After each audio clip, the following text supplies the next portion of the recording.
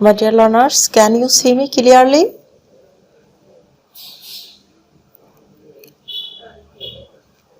Everything is okay? Please inform me, is everything okay or not?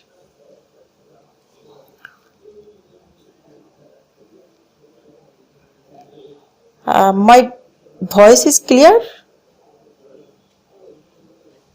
Can you hear me?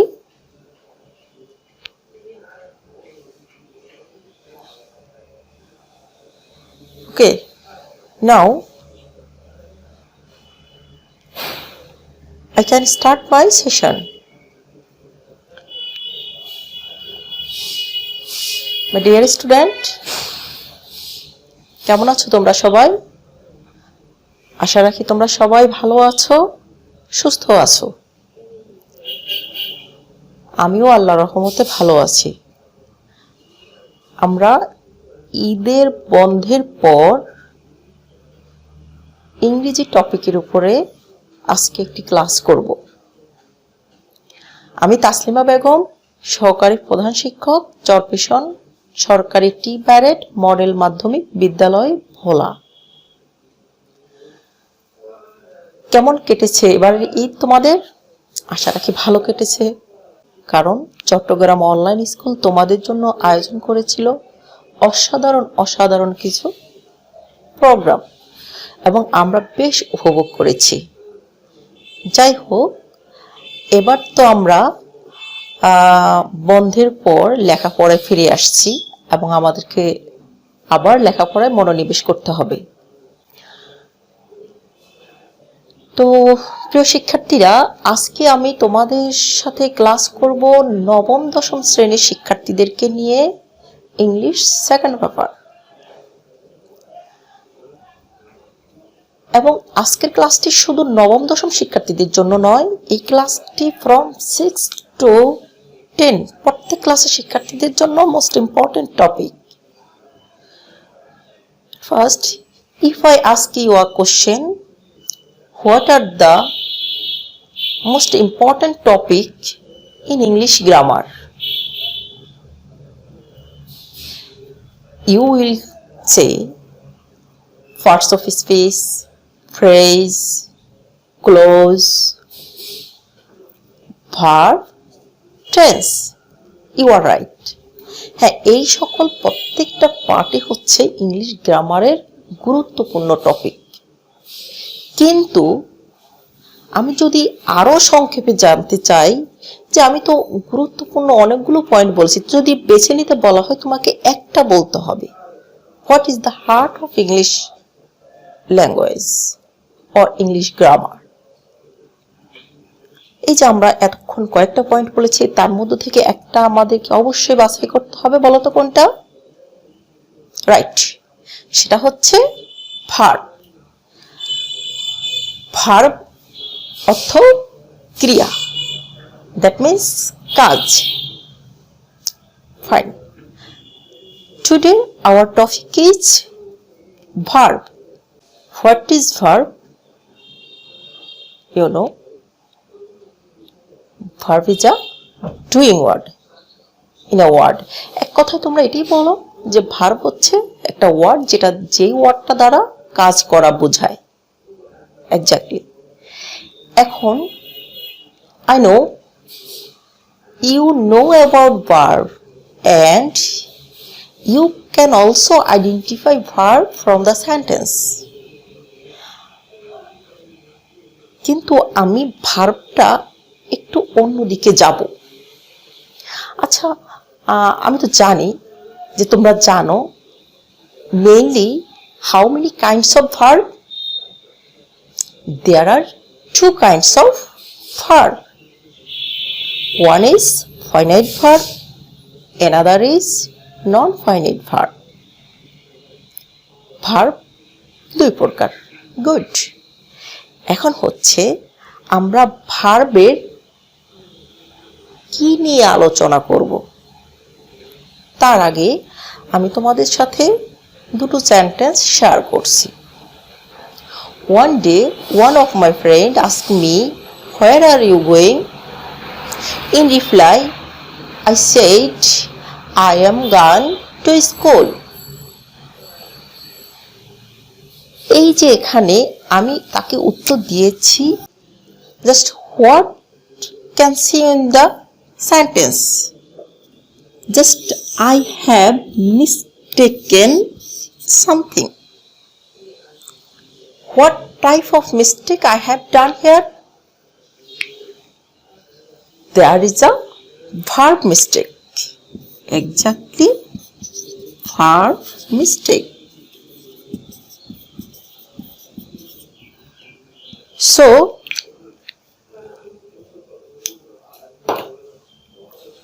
here I didn't use right forms of verb. So, can you guess what is our today's topic? Right. Our today's topic is right form of verbs. Right means সঠিক, for গঠন of verb ক্রিয়া।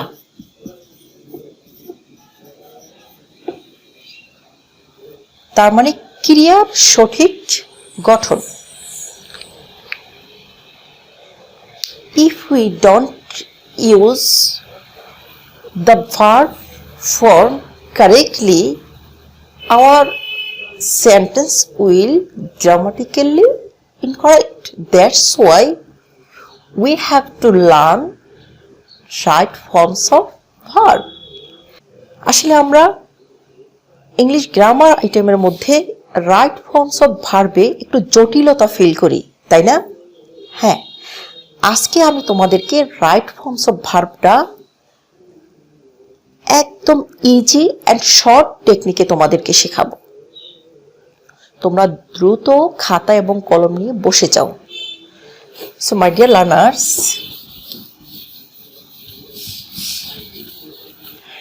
if I ask you exactly how many forms of a verb, you will see there are 3 forms of verb: present form, past form and past participle form. Isn't it? Yes.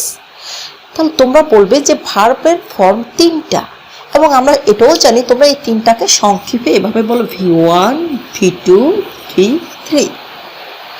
But I will say exactly there are 6 forms of verb when we use verb in the sentence. 3টাকে আমি করে ফেলবো এবার 6টা, কারণ কি right forms of ভার্বের এই ভার্বের 6টা রূপ নিয়ে কিন্তু সেন্টেন্সে ইউজ হয়। আচ্ছা, এখন দেখো আমি যেটা পাঠ করব সেটা হচ্ছে V1, ফার্স্টলি V1 হওয়ার কথা, তবে V1 না করে আমি প্রথমে বলবো V0. That is a form. তাহলে V0টা হচ্ছে কি? Just take an example, do. V0 সাথে ডু নিয়েছি, ডু এর সাথে কোনো কিছুই বসবে না, ডুটা হচ্ছে বেস ফর্ম। তাহলে V1 হচ্ছে কি? Base form. ওকে, দেন যদি বলি V1 হচ্ছে প্রেজেন্ট ফর্ম। প্রেজেন্ট ফর্ম হলো ডু অথবা সেটা হবে কি? Does. According to subject, in the present indefinite tense or present simple tense, we add s or es after verb. So, do or does is present form, but without es, only base form is V0, that means base form. Next, V2, first form is, first form of do is did. This is first form. Then V3, done. First participle form. Then come V4. Doing. Present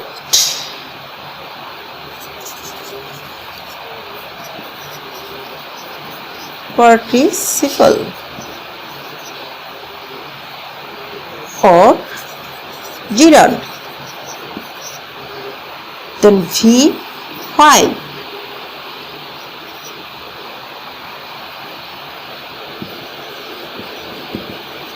Having done. Perfect participle.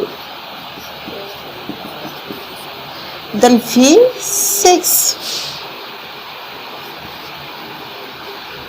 To do. Infinitives. Infinitives. First time look, a verb can change in different way. And how can a verb change? একটা ভার্বকে আমরা কতভাবে change করতে পারি? আমরা একটা ভার্বকে 6টা ভাবে change করতে পারি। এই চেঞ্জটা আমরা কারেক্টলি কিভাবে করব আজকে সেটা নিয়ে আলোচনা করব। তাহলে প্রথমে আমরা সংক্ষিপ্ত ফর্মটা মাথায় রাখবো। V0, V1, 2, 3, 4, 5, 6।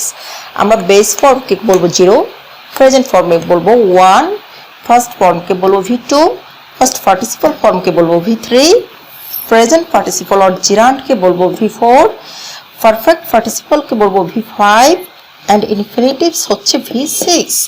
এবং এখানে আমরা স্ট্রাকচারটা দেখে নিলাম শর্টকাটে যে কোনটা রূপ কেমন হয়।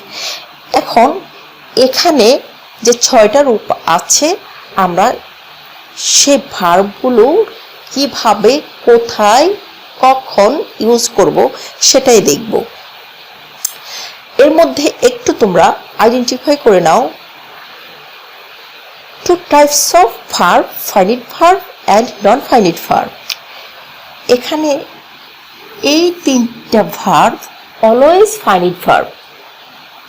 3টা verb always work as finite verb and then 4টা item will work as a non-finite verb.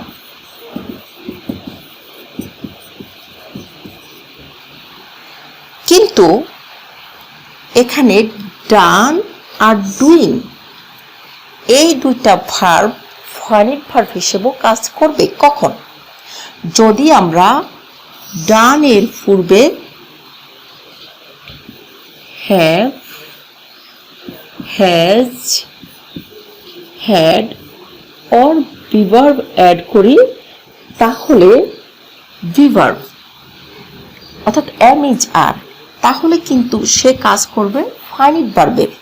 and same way doing যদি আমরা এই ভার্বের পূর্বে am, is, are or was were use করি তাহলে এই ডুইংও কিন্তু কোন ভার্ব হিসেবে কাজ করবে? Finite verb. কিন্তু without this only done, doing, having done and to do will work as a non-finite verb. And you know what is finite verb and where is it used? finite verb আমরা কোথায় ব্যবহার করি? after subject. That means the position of finite verb is second in the sentence. And if the sentence has more than one verbs, they will be non-finite verb. So আমরা প্রথমে শিখে গেলাম finite ভার্বটা কেমন হবে এবং নন ফাইনাইট ভার্বটা কেমন হবে। আসি আমরা এবার ভার্বের সঠিক রূপটাকে আমরা কিভাবে ইউজ করব। ভার্বের সঠিক রূপ এবার আমরা সহজে বসাবো। দেখো আমরা প্রথমে লিখেছিলাম V0 এবং এটার সাথে আমরা আরেকটা রিলেট করব V1। আচ্ছা, V0 কিন্তু আমরা মিন করেছি বেজ, মূল। এটাকে আমরা টার্গেট করেছি present. Yes. So look at point 1. When we will use V0 after modals.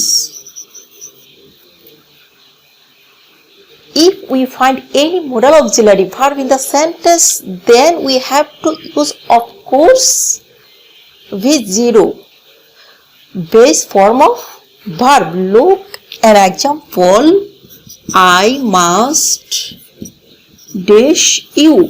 Here, you know, must is a auxiliary verb. So, we use here help.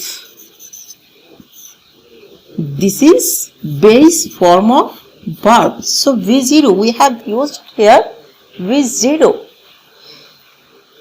But look another example. Point 2. He dash me. Here also I want to use help.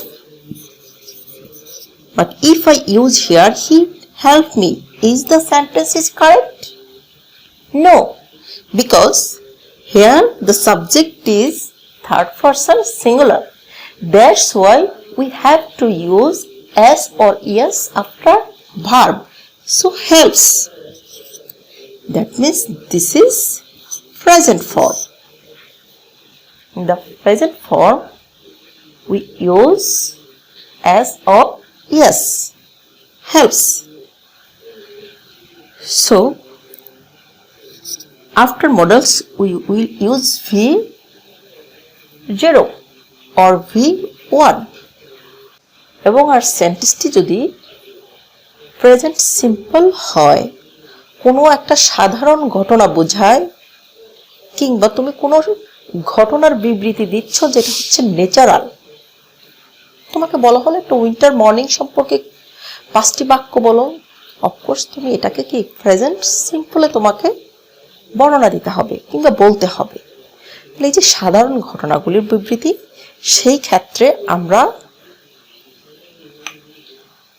ভার্বের present form use করব। চিরন্তন সত্য, অভ্যাসবশত কোনো ঘটনা এবং কোনো সাধারণ ঘটনা। এরপরও কিছু অ্যাডভার্ব আছে, যে অ্যাডভার্বগুলো তোমাদেরকে সহযোগিতা করবে to find out the sentence exactly is it simple sentence or not. সেই ওয়ার্ডগুলো হচ্ছে কি, একটু লিখে নাও। Generally, naturally, frequently, everyday, regularly, occasionally. আমরা কখন ইউজ করব, আমরা দেখেছি কখন V1টাকে ইউজ করব। আর একটা পয়েন্ট লক্ষ্য করো, after preposition to, after preposition to, preposition to এর পর আমরা ভার্বের প্রেজেন্ট ফর্ম ইউজ করব। Okay, not present form, base form 0। কি ইউজ করব? V0। I want to dash you. আমি তোমাকে সহযোগিতা করতেছি। Here we find the preposition to. So, after preposition we use help. Base form. Okay? So, I think clear? তিনটা ক্ষেত্রে আমরা V0 এবং 1 ইউজ করব। তো V0 হচ্ছে কয়টা? দুইটা। একটা হচ্ছে মডেল অক্সিলারি ভার্ব, আর একটা হচ্ছে কি টু। তো V1 হচ্ছে সেন্টেন্সটা যদি সিম্পল প্রেজেন্ট টেন্স হয় তাহলে আমরা কি ইউজ করব? Present form. Okay, I think you are clear. Now look V2 first form. কখন আমরা ভার্বের ফার্স্ট ফর্ম ইউজ করব?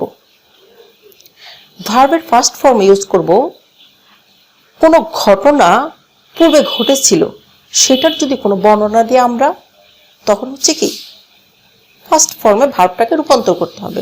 সাপোজ তুমি আমাকে একটা গল্প শোনাচ্ছ লেজ কাটা শিয়ালের, তো তুমি কি বলছো? Once there lived a fox. এখন দেখো এখানে তুমি ইউজ করেছো কি লিভড, বিকজ তুমি তো এই গল্পটা আগে ঘটেছিল, সেই ঘটনার বর্ণনাটা তুমি আমাকে দিচ্ছ।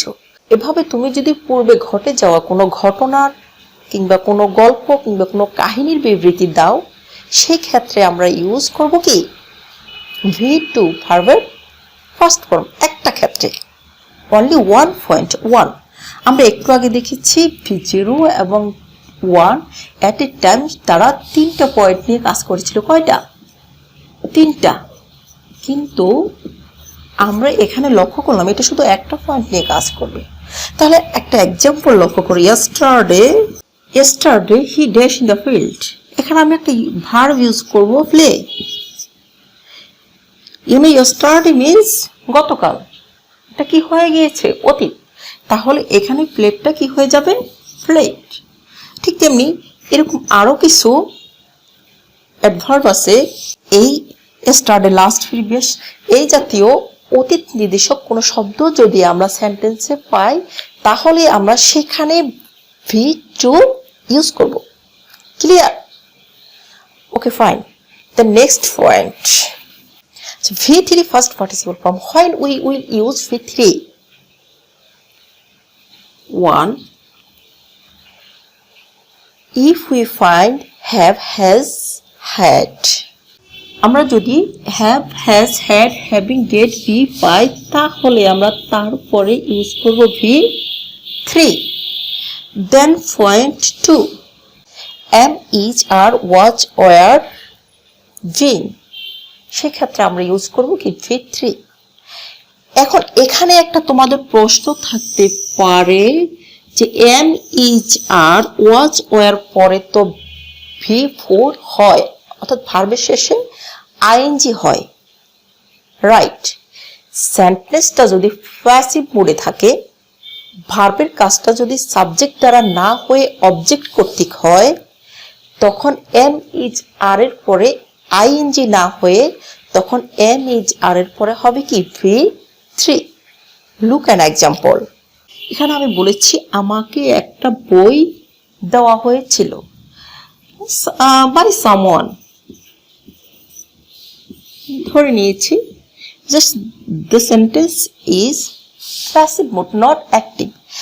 Here I is not subject, the subject is he, because সে আমাকে এই বইটা দিয়েছিল। তো কিন্তু আমি এখানে বলেছি আমাকে একটা বই দেওয়া হয়েছিল তার দ্বারা। তাহলে এখানে কি গিভিং হবে নাকি গিভেন? গিভেন হবে। এখানে কি হবে? গিভেন হবে। তাহলে ভার্বের কাজ যদি অবজেক্ট কর্তৃক নিয়ন্ত্রিত হয় then we will use after to be verb V3। অন্যভাবে তুমি চিন্তা করতে পারো যে বিফোর প্রিপোজিশন, আচ্ছা বিফোর প্রিপোজিশন যদি ইউজ করি, ধরো rice is sold in the market. এখানে দেখো তো ইন কোন পার্টস অফ স্পিচ? ইন হচ্ছে প্রিপোজিশন, তাহলে প্রিপোজিশনের পূর্বে আমরা V3 ইউজ করব, V3 সোল্ড। এই যে লক্ষ্য করো এবার am, is, are এর পরে কি হয়ে গেল? V3। Before preposition we have to use V3, and if the sentence is passive voice of course we have to use V3. Now I think you are clear about V3। তাহলে আমরা বুঝে গেলাম V3 তে আমরা কখন V3টা use করব, অর্থাৎ ভার্বের ফার্স্ট পার্টিসিপল ফর্ম। এবার আসো V4 কখন আমরা ইউজ করব? V4টা হচ্ছে কি V1 ing, for example doing. আচ্ছা এখন টেন্স। আচ্ছা দেখো এই তিনটা ক্ষেত্রে আমরা V1 আইএনজি ইউজ করি। আচ্ছা, তোমরা তো জানো present participle and gerund look like same, V1 ing. But when we will say it is participle or gerund, how can we identify the word as a gerund or participle? এখন আমরা আগে একটু শিখে নেই এটাকে কিভাবে আমরা সেপারেট করব। দেখো, I saw a walking boy. আমি একটা বালককে দেখেছি কি করতে, হাঁটতে। আমি হাঁটা অবস্থায় একটা বালককে দেখেছি। এখানে যে হাঁটা, এই হাঁটাটা ছিল কি একটা চলমান অবস্থা। এই চলমান অবস্থা যখন বুঝাবে, এবং দেখো এটা কাকে মডিফাই করেছে, নাউনকে। এটা কোন পার্টস অফ স্পিচ হিসেবে কাজ করেছে, অ্যাডজেক্টিভ হিসেবে। তার মানে এটা যদি কোনো চলমান অবস্থা বোঝায়, কিংবা আমরা আরো স্পষ্ট যদি দেখতে পাই এটা কোনো নাউনকে মডিফাই করেছে, তখন এটা হচ্ছে কি প্রেজেন্ট পার্টিসিপল। আর জেরান্ড হচ্ছে, এখন দেখো ওয়াকিং, হাঁটা একটা ভালো ব্যায়াম, এটা কি কারো চলমান গতিশীল অবস্থাকে বুঝিয়েছে? না, শুধু হাঁটা সম্পর্কে বলা হলো যে হাঁটা হচ্ছে একটা ভালো ব্যায়াম। তাহলে এখানে ওয়াকিং, এই ওয়ার্ডটা কাজ করেছে কি হিসেবে, নাউন হিসেবে। ইউনো সাবজেক্ট হয় কোন parts of speech, noun or pronoun. আর প্রোনাউন তো তোমরা চেনোই, সো ইট ইজ নাউন। আর এটাই হচ্ছে জিরান্ড। তাহলে আসো এবার আমরা দেখব কোন কোন ক্ষেত্রে আমরা ইউজ করতে পারি। প্রিপজিশনের পর আমরা কি ইউজ করব, ভার্বের শেষে আইএনজি। এক্সাম্পল, তাহলে লক্ষ্য করো, এখানে আমরা লিখেছি without taking help you can't do it. এই উইদাউটটা হচ্ছে কি প্রিপজিশন। আর প্রিপজিশনের পরে কি করতে হবে, ভার্বের শেষে আইএনজি যোগ করতে হবে। V4 আমরা এখানে ইউজ করেছি। তাহলে প্রিপজিশন গুলো তো তোমরা জানো, প্রিপজিশন কি কি, কমেন্ট বক্সে লিখে ফেলো। তাহলে am, is, are, was, were, for আমরা V4 ইউজ করব, but if the subject is active, তাহলে ভার্বটা আইএনজি হবে, সাবজেক্ট কি হতে হবে, অ্যাক্টিভ হতে হবে, অর্থাৎ ভার্বের কাজ সাবজেক্ট কর্তৃক নিয়ন্ত্রিত হবে, then it will be active. Point 3, আমরা পয়েন্ট 1 এ বলেছিলাম after to preposition we will use V0, মানে ভার্বের base form. But if we find with the view to come forward to, look forward to, then we will use V4. Look an example. আমরা পেয়েছি কি, come forward to। তাহলে এখানে come forward to থাকায়, come forward থাকায় এই to এর পরে আমরা অ্যাড করেছি ভার্বের শেষে আইএনজি। তাহলে এই ক্ষেত্রেও আমরা ভার্বের শেষে কি করব, যোগ করব আইএনজি। তাহলে আমরা পেয়ে গেলাম প্রিপজিশনের পর ভার্বের শেষে আইএনজি যোগ করব। and if the word is work as an adjective and as a noun, also we have to use ing. তাহলে ক্লিয়ার তোমরা?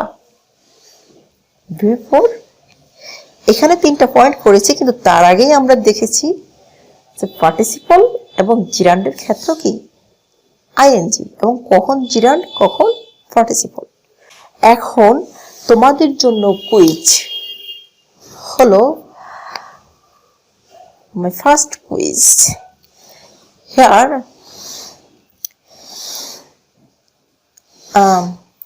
তোমরা বোর্ডে একটা ওয়ার্ড লক্ষ্য করছো?